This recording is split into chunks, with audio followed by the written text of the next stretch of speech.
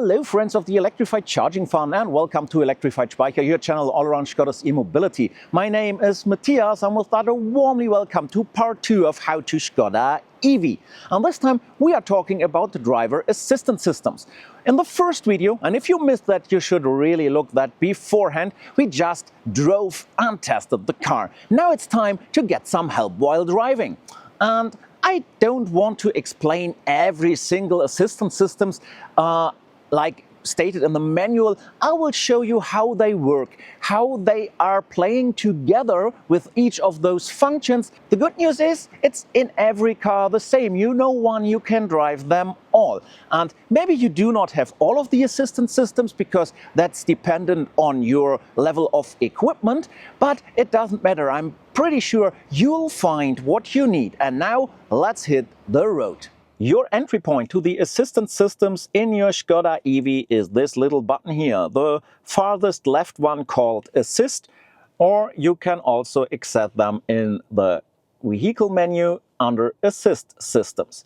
And then you have two views. You have the view like this, where all the systems are displayed in a more graphical way. I don't like that because for me it's too much chaos here. I like the list view. Lane assist is something you can debate about. It already states lane keeping system, and this one, if you don't like the vibration on the steering wheel, you can deactivate it here. Reacts different if you drive with a pACC or if you drive with the travel assist. Also, you can put that up in your favorite bar to activate and deactivate it. If it's green, it's activated. Speed warning, a really controversial assistant. Again, you can put that icon up in your favorite bar, deactivate and activate it if needed, at least as of now.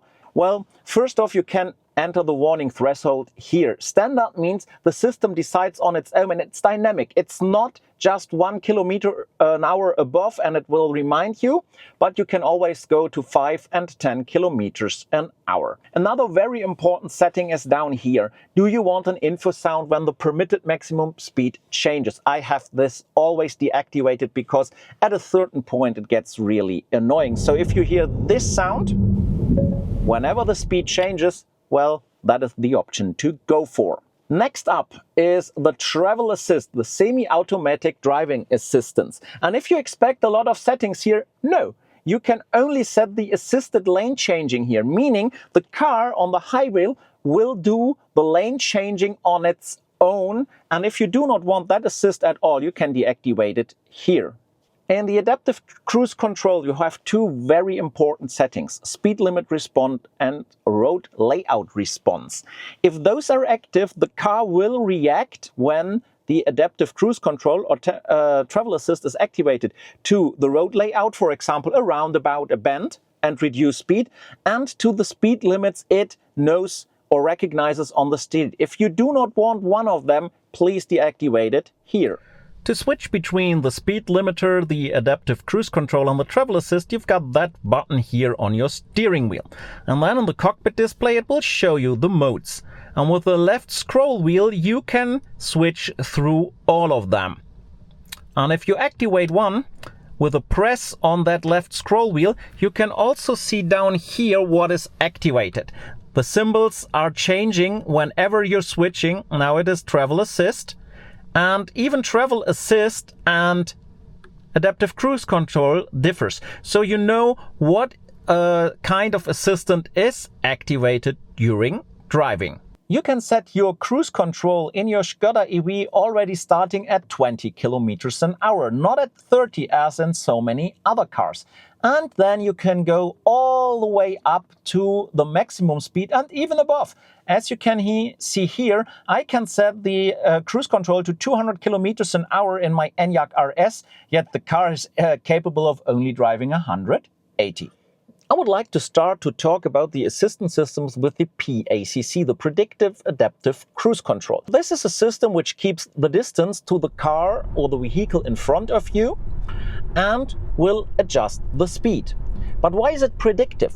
Well, if you have these options activated in the pACC, it will react to the speed limits, when it got recognized another speed limit change, it will speed up or speed down, and it will react to the road layout. So if there's a bend or a roundabout or whatever it recognizes, it will adjust the speed. Therefore, it is predictive. You also have the lane assist active in the predictive ACC, but the behavior of the lane assist is simply to tell you, whoa, you are leaving the lane. And if this occurs, it will remind you that you should stick back to your lane. It will not steer on its own in the pACC. Within the travel assist, you get some more functions, especially the behavior of the lane assist changes.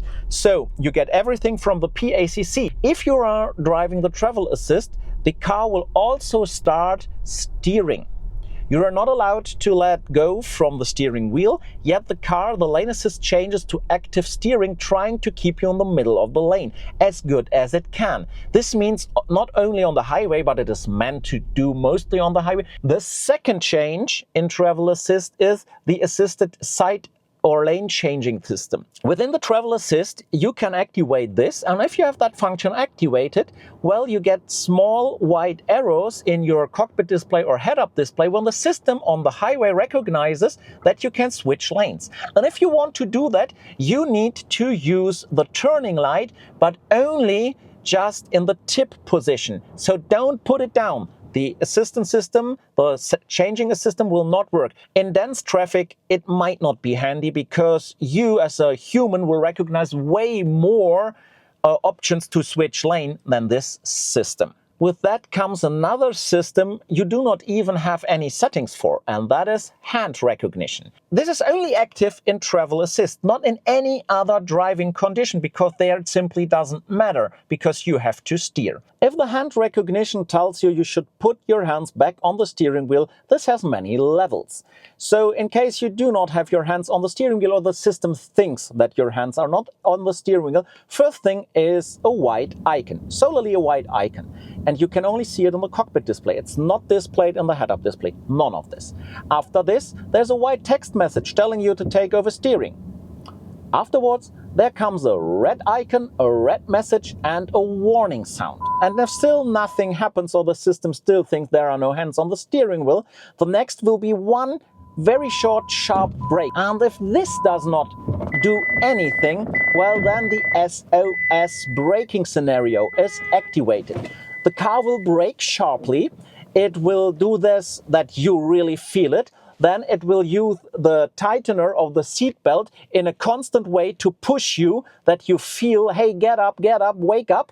Then the horn will start sounding in an interval, and the warning lights will turn on, and the car will come to a complete standstill. One of the most important tools in every Škoda, especially in their EVs, is this little lever here on the left side of your steering wheel. Because with that, you do not only control the adaptive cruise control, and you also control the travel assist. First things first, if you want to activate the travel assist or the ACC, simply push this lever towards you. If you want to cancel it again, just press it away from you. If you double press, it will be in this position here, and the system is completely shut off. Then, on top of it, this little one increases when you go to the right, or decreases when you go to the left. The distance the ACC or travel assist will hold in front of the driver of the car in front of you. I'll go with position 2 or 3 because this is mostly what government or regulations want you to have as distance. If you push the lever up while the assistant is active, you increase the speed by 10 kilometers an hour. And if you press it down, you decrease the speed by 10 kilometers an hour. If the travel assist or ACC is activated and you are driving the speed which is set and you pull it towards you again, you increase speed by 1 kilometer. And if you push the set button, then you decrease by 1 kilometer. But the set button has, of course, another function. Let's say you are driving 120 and the ACC is set to 110. With this, you can set the ACC to the speed you drive. And now, you see, since everything has double functions here, there is another really important function.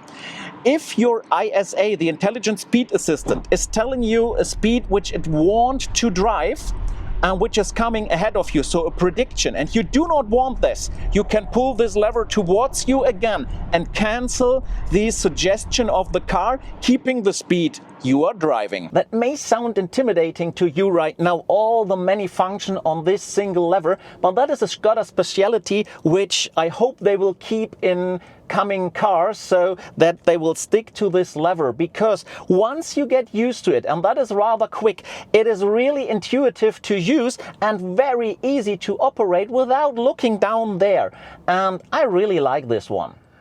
Now I want to talk a bit more about the lane assist and the display in the cockpit, because it's only half of the cockpit, and it's a bit of pity that it is such narrow, such small display, because you got so much information about what your Škoda electric car is doing on the road within this little window.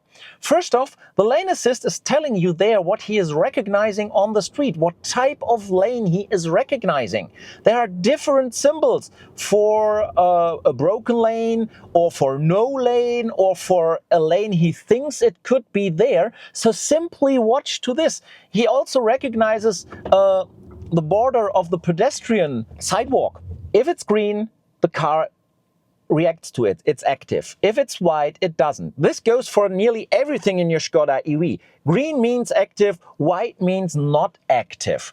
And you can learn pretty much what the car is knowing about the road you're driving when you're watching this display. Monitor it. You know what car is in front of you. He's showing it. He's showing you what lanes he is recognizing. For example, on a highway, there is so much information going on, and it's quite good to invest some time to understand this display, because then you really understand how your ENYAQ is recognizing its surrounding. Now I want to talk about an assistant system, which is not even on the list here. It's the traffic jam assistant.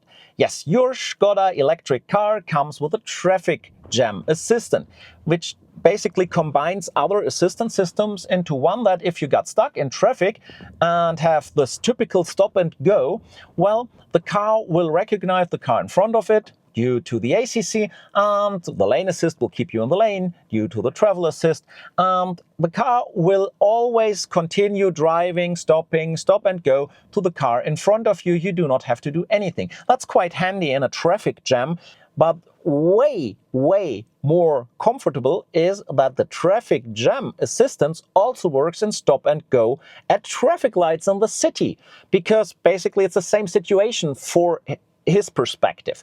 So first of all, your Škoda ENYAQ, your Škoda ENYAQ, so your Škoda EV does not have a red light recognition. If you're the first going towards a red light, the car will not stop, no matter which assistance system is on or not. You have to do it on your own. But if there's a car in front of you, and more often you will have a car in front of you, again, this assistance system will also react to it, because he doesn't know that's there the red light. For him, it's a traffic jam. So your car will stop, come to him, stop behind that car in front of you at the red light, and it will start to drive again as soon as the car in front of you drives. So hopefully he will not just drive over the red light. And there are some things you should know about that. You can, when you're there, you do not have to press any pedal, so you do not have to brake, you do not have to accelerate, and the car will continue. It will display you a message that it is ready to go again in your cockpit display. Yet, we tend, when we are longer at a traffic light, to move our hands away from the steering wheel, to remove our foot from the pedal, because we're not driving. We are allowed to do that. And then, after a certain amount of time, when you remove the hands from the steering wheel, this message will disappear, and then the system got deactivated. So when then the light goes green, the car in front of you drives, you won't. But there's a simple and clever way. You do not have to panic and hit the driving pedal. Simply put your hands back on the steering wheel. The system will immediately activate itself again, and your car will drive again, no matter if it got deactivated before or not. I didn't explain every assistance system to you. There are certain ones which only rely to specific situation, like the trailer assist.